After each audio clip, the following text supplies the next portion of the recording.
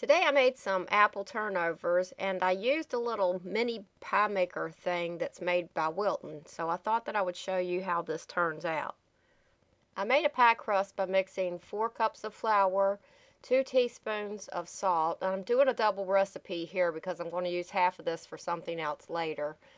Then I added 4 tablespoons of butter, and be sure to take the paper off the butter. And I added 1 1/3 cups of shortening.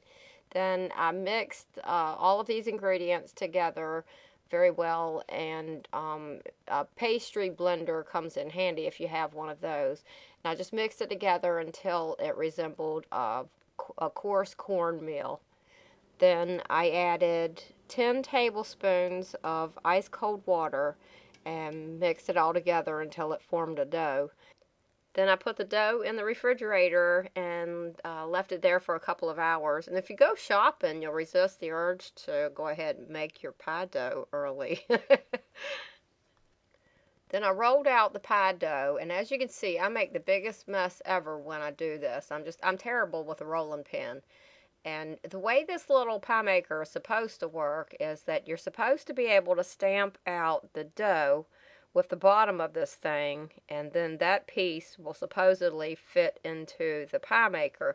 However, it doesn't end up big enough. You have to end up stretching it, and it just doesn't work out well that way.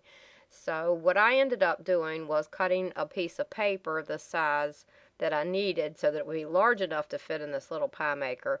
And I used a pizza cutter to cut out the little rectangles that I needed that way. So I put a piece of dough in the bottom of this maker, and I know that you can just do this with a fork if you wanted to. You can lay a piece of dough out, put the filling on it, and then crimp all the edges around using the tines of a fork. But that never works out well for me because the edges end up too wide and end up puncturing it with the fork and all. This actually worked out very well. Then I brushed the edges with some egg that I had added a little water to and beaten up, and I added pie filling. This is an apple pie filling that I canned, and it turns out excellent. I can't stress enough how good this stuff is. I did a video about that a long time ago, and I'll put a link in the description box if you're interested. You could use store-bought pie filling. You could make it from fresh and put it in there. You could put anything in the world you want in here. I think I'm going to make some more with some ham and cheese in them.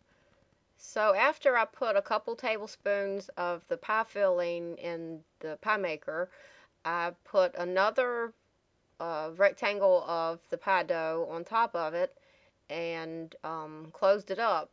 Then I took a knife and trimmed off the excess from the outside.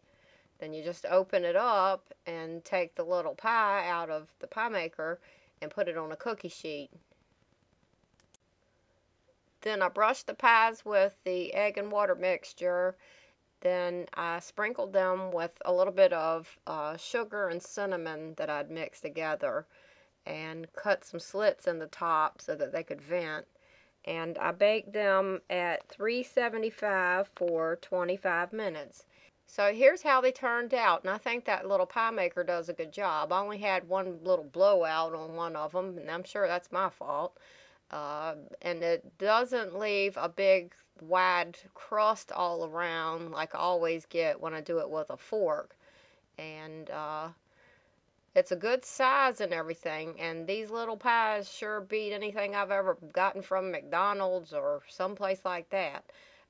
So I've got this little pie maker at Bed Bath & Beyond, but I believe I've seen them in craft stores as well. It was $5.99, and I think it was a good deal. So if you see one, grab it up, and then you can make your own little Hot Pockets or pocket pies. And I hope it helps.